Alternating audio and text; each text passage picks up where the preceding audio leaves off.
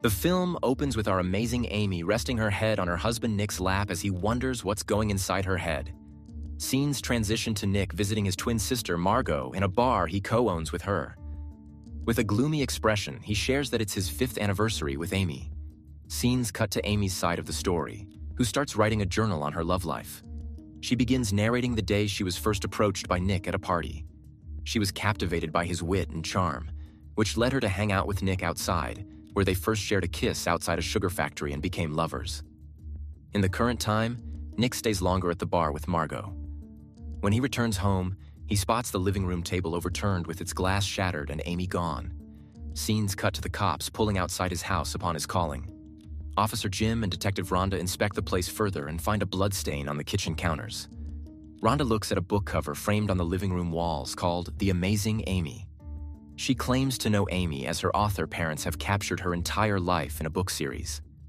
Scenes cut to a flashback of Amy angrily writing about her book version, Amazing Amy, always being the perfect one, who is now getting married. Amy attends the new sequel's opening ceremony with Nick.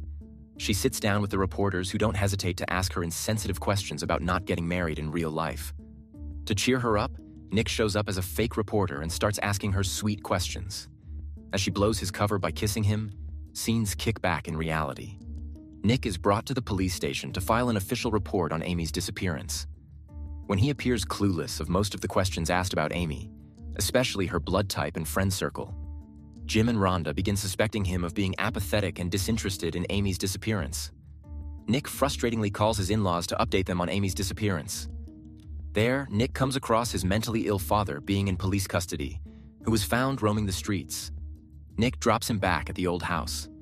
In another flashback, Amy writes about her and Nick still being madly in love after 2 years of being married. For their anniversary, they make love in the library aisles and give each other sentimental presents.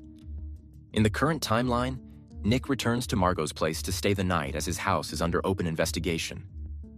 Meanwhile, Nick and Amy's pregnant neighbor, Noelle, approaches Rhonda during the investigation at night and pretends to show concerns for Amy, who she calls her best friend. During the investigation, Rhonda finds out everything Nick owns is under her name, even the shares of his bar. They realize she can be a manipulator and a dominator. They further find an envelope in the drawer labeled as Clue 1. The next day, Nick is woken up by Margot, who works on his appearance and asks him to look tired and worrisome so the cops don't doubt him again.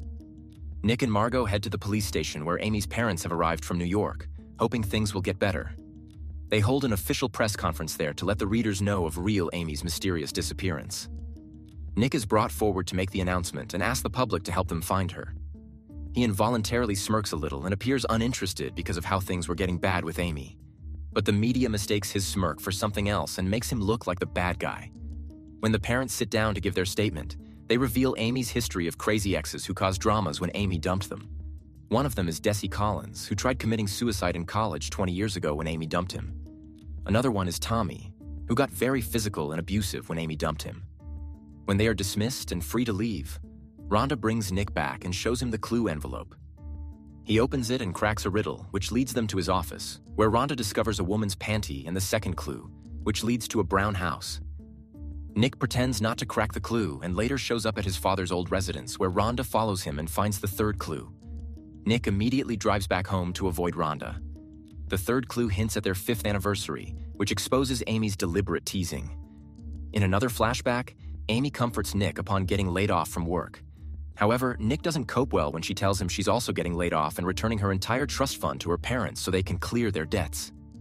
A few weeks later, Amy passes remarks on Nick's impulsive and overspending habit, which provokes Nick to be rude.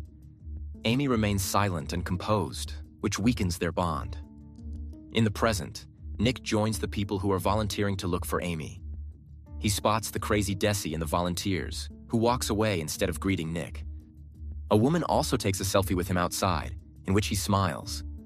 He finds from Margot that Amy's mother is mad at him, so he follows her outside and tries to tell her he's asked to be a gentleman with the people who are helping them find Amy. After the first day of the search, Rhonda returns to Amy's residence to dig deeper. Noelle shows up again, but Rhonda asks the officers to send her away. On the second day of the search, the people grow in number and the case goes viral. Margot watches a media reporter use Nick's last selfie he took with a woman to declare him uninterested in his wife's disappearance. Back to Amy's journal, she is frustrated yet well composed to share that Nick and she have moved back to Nick's congested hometown to look after Nick's breast cancer-ridden mother. She expresses that Nick has stopped prioritizing her, and she can feel the love fade away. In the present, Nick's much younger girlfriend named Andy shows up at Margot's place to see Nick in secret, so he tells her to keep their relationship a secret until the dust settles. The flashback continues in which Nick's mother dies, and he starts living there. Amy uses her last reserves to buy him a bar. With time, their marriage grows stale. One night, she stops him from going out and plans to have a baby for a new start, but Nick becomes agitated and even physically assaults her to the point she gets scared of him. In the present, Rhonda finds from her source junkie that Amy came to buy a gun from him. Following this, Amy's confession reveals why she bought a gun to feel protected from Nick. In the present, Andy sneakily walks out of the house, but Margot watches her and has a fight with Nick over this. Angry, Nick returns to his place. In the police station, Rhonda is told that the forensics lit up the kitchen with luminol and found an entire pool of blood washed from the kitchen floors. The blood type also matches Amy. As the case has gone viral and people are curious, the family holds a vigil for Amy to update the public. There, Noelle causes a scene by telling Nick Amy was 6 weeks pregnant. Nick gets provoked, so the cops take him away. Inside the house, Nick swears they never spoke with Noelle, but Rhonda shows him pictures that Noelle gave to prove her friendship. She also tells him about the blood reports they found, as well as the credit card expenses. They also found that Nick increased Amy's life insurance earlier this year. He denies everything, which makes him look even more suspicious. When Margot arrives later, Nick shares that Amy made him go to a fertility clinic to check his sperm. He later sent her to collect the sample, which he assumes Amy used to get pregnant. She becomes upset and leaves the house, which is surrounded by media and cops. Later, Nick tries to crack Amy's last riddle, while Rhonda checks his father's house and finds Amy's burnt diary in the basement. From what they salvage, they discover Amy was afraid Nick might kill her. Nick also cracks the clue and runs to Margot's shed to discover all the purchases she made from her card. Scenes cut to Amy in the present, who's running away in a rental car. She narrates her evil scheme from the beginning. Tired of Nick's attitude, she started seeing police documentaries to stage her own kidnapping and made friends with Noelle to spread fake rumors about Nick being abusive. She gets Nick drunk to up her insurance and max out her credit card under his name.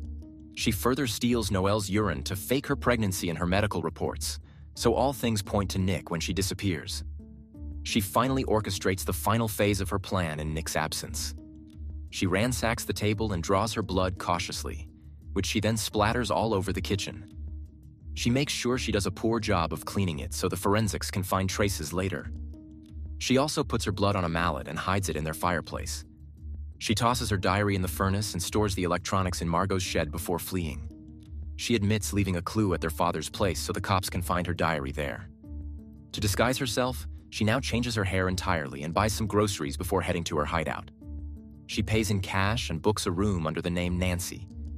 While settling in the new hotel room, she justifies her framing because Nick drove her to bankruptcy and left her for a younger girl. She checks her pouch of money to make sure it's safe. This way, no one can trace her from her purchases. She stoops to a next level of crazy when she smashes her cheekbones to change the facial harmony. Meanwhile, Margot and Nick find a present box in the shed along with the electronics.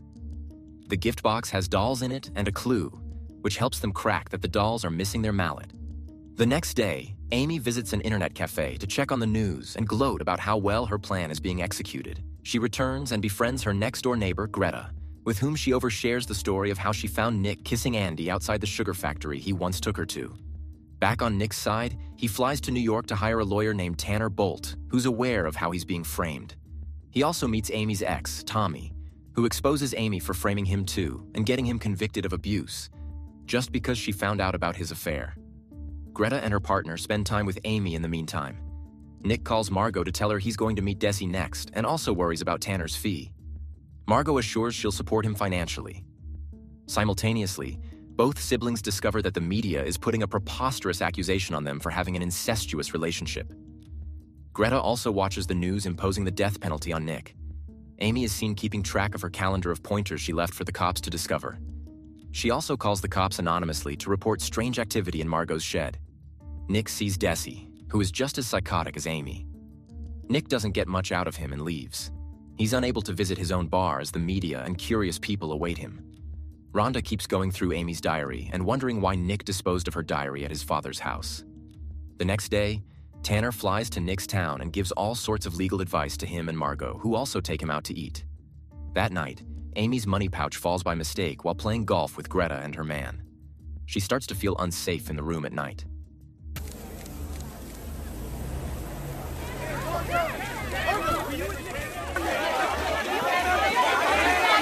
The next day, Tanner advises Nick to confess the truth on television as it's the fastest way of letting people hate him and then forget about him. On the contrary, Greta and her man turn out to be bandits who assault Amy and steal all her cash. Left with no option, she's seen contacting someone using a local payphone. Back in Missouri, Margot and Tanner mentally prepare Nick in the makeup room before the interview. Meanwhile, Amy is seen meeting up with Desi, who extremely sympathizes with her as she continues to play the victim card. Just before Nick's interview, the reporter discovers something shocking. Amy and Desi also discover the same shock when they watch the naive Andy confessing in a public conference her affair with Nick, who's trying to silence her. Tanner tries to talk Nick out of the interview, but he wants to get it over with. Scenes cut to Tanner driving Nick back home. Desi still has feelings for Amy, so he shelters her in one of his safe houses and shows her around. Desi tries to kiss her before leaving, but she appears reluctant. The next day, she discovers the entire house packed with surveillance cameras and Desi spawning from behind her with new goods for her. She can feel his obsessive phase return and feels stuck there. The following evening, Nick rushes to Margot's house while being chased by the media. There, he watches his interview while Amy watches it with Desi at his place. Nick has surprisingly done well in the interview as he's owned up to his mistakes with shame and confessed to how worried he is for Amy. As the interview finishes, Rhonda shows up at Margot's place with a search warrant and discovers the electronics in her shed that were purchased with Amy's credit card. She arrests Margot for this, while Desi continues to verbally manipulate Amy into becoming his partner, for he has looked after her. Now Nick is brought to the police station alongside Tanner. Rhonda shows him pages of Amy's diary about the abuse, but Nick falsifies them as he's never abused Amy ever. Rhonda also shows him the mallet Jim discovered from the fireplace, which compels Rhonda to arrest him too. The following day, Desi starts visiting Amy more often, which suffocates her. The next day, she orchestrates a new plan. She soaks the lower half of her shirt in red wine to make it look like she's been sexually assaulted and pretends to cry in front of the cameras moments before Desi arrives. Meanwhile, Nick and Margot get bailed out with Tanner's influence. He drives them through the heavy crowd.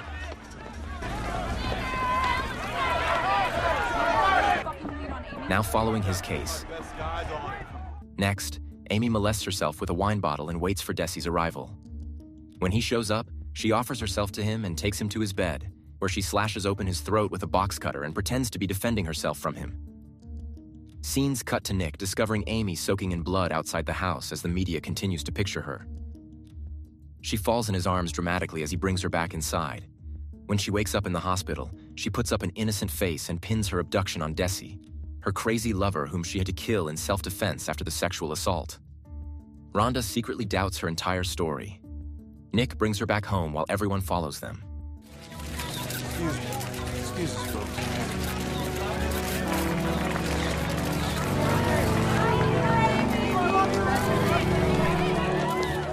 Nick tries to interrogate her, but she refuses to answer until she makes him get in the shower and confirm he's not wearing a police wire. She admits to her entire evil scheming and dumping her botched attempts to punish Nick on Desi to get away with her crimes. This officially makes Nick hate her to the core. The next day, Amy makes her first public appearance with Nick and forces him to smile and act happy in front of the cameras. Nick shares Amy's confession with Margot, Tanner, and Rhonda, but unfortunately, he lacks the evidence to prove himself. When he returns home, Amy manipulates him by being nice and inclines him to sleep on the bed with her. The next day, Nick is all prepared to expose her in an interview at their house. But Amy pulls the last trick up her sleeve and shows Nick the positive pregnancy test to tether him with her forever and stop him from exposing her in the interview. Nick pushes her against the wall angrily, now knowing her manipulative schemes. He surrenders and doesn't expose Amy in the interview, who happily announces her pregnancy. Margot tears up to realize Amy has clawed Nick again. Thanks for watching. Please don't forget to like and subscribe for more awesome